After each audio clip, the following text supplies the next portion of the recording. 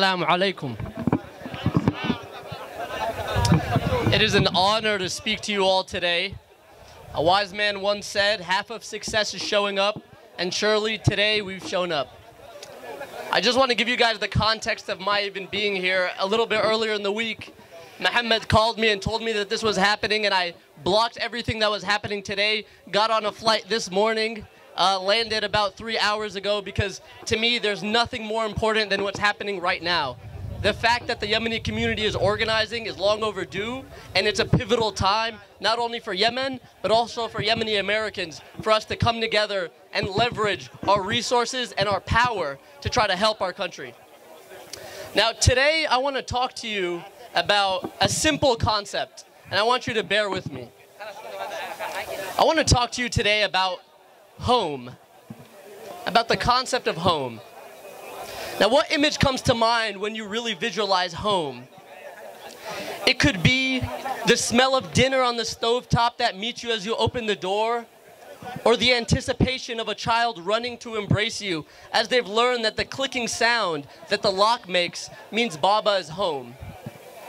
Or maybe home to you is a country, a city, a street, or even a person. Now, when I look back at my own life, my most formative memories were at home. Sometimes fond and sometimes painful, but mine nonetheless. I still remember the time my father walked through the kitchen door with a brand new Sony Walkman, and despite my being the youngest of 5 siblings, announced to my older siblings who thought it was for them that indeed it was specifically for me. I listened to that thing about every day. I also remember some 4 years later coming downstairs to see him collapsed, clutching his chest, my mother at his side at the beginning of his declining health. And more recently, one morning while running late to work, my brother's 2-year-old son, Abdurrahman, named after my late father, stood in that same entryway, blocking me from leaving, waving his little finger saying, "Ammu, no." Now our homes live within us just as we do within them. And for many here today, we're fortunate not only to have one home, but to have 2. Now I've been back to Yemen a total of 3 times in my life, and each time was better than the last. I was particularly excited to see my cousin at the airport when my family would greet me. My cousin's name was Mu'adh. Mu'adh was my best friend in Yemen. He had a big toothy smile and a deep raspy voice that he'd use to yell my name at the top of his lungs every time he'd see me. Now Mu'adh and I, we would do everything together. He taught me how to make a slingshot out of a 2-pronged tree branch with thick bands of rubber and a square piece of leather, and we would shoot them at other kids in the village. At 11, we would spend time on his dad's farm with the goats and chickens and donkeys, and he'd show me how to make our hands flat and charge our heads against the sheep. I taught Mu'adh some things too, and in turn, I taught him about what life was like in America, and he always had questions. Mu'adh would ask me things like, "What kind of food do you eat in America?" I'd say, "Just about the same food." He'd say, "Are people nice over there?" I'd say, "Just about as nice as over here." He'd say, "Do you have any friends like me in Yemen?" I would say, "Absolutely."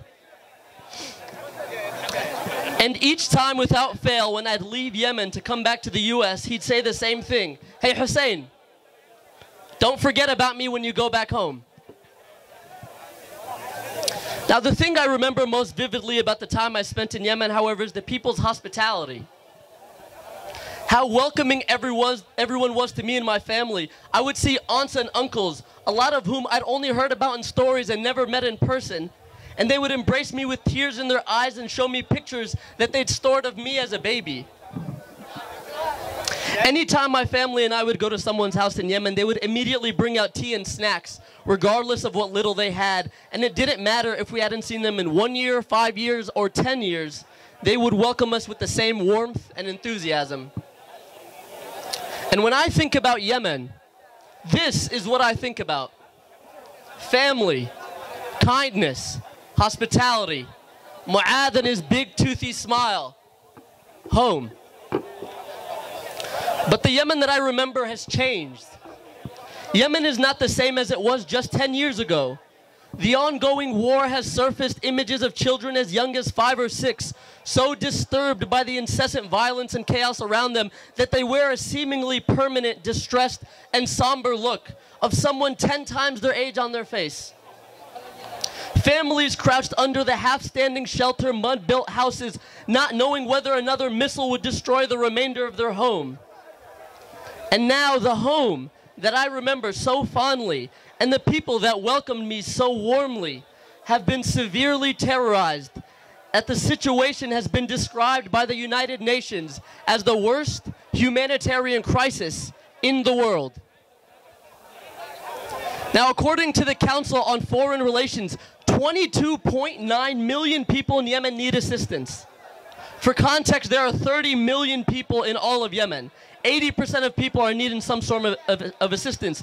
An estimated 92,000 people have been killed since the beginning in 2015. A UN report confirms that within the last 3 years, more than 85,000 children have died in Yemen due to hunger. By comparison, there are an estimated 50,000 Yemeni Americans in the entire US. And the critical component for all this is the arms sales that has defined the commercial relationship between the United States and the Saudi Arabian-led coalition. A report by the United Nations Council on Human Rights titled Collective Failure, Collective Responsibility calls into examination the role that the U.S. and other Western powers have played in the conflict by providing the Saudi-led coalition with weapons and logistical support.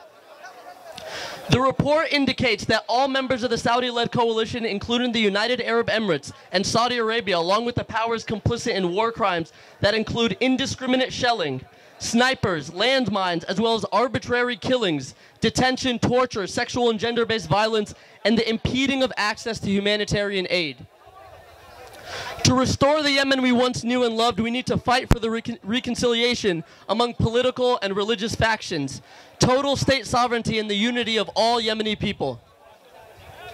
As Yemeni Americans, we are calling upon our elected leaders to completely cease the commercial and military relationship between the U.S. and the Saudi-led coalitions.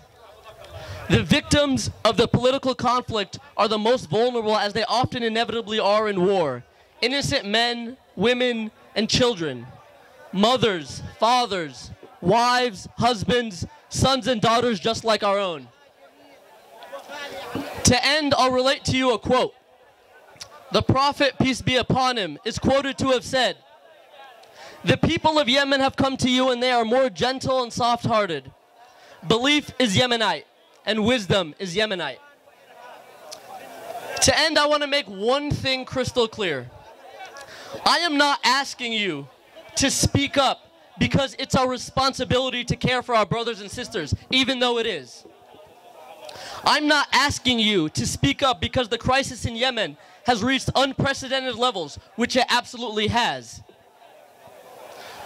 I am asking you to speak up because it is who we are as Yemenis, and it is who we are as Americans. It is in us and incumbent upon us as a people to respond to the call of action.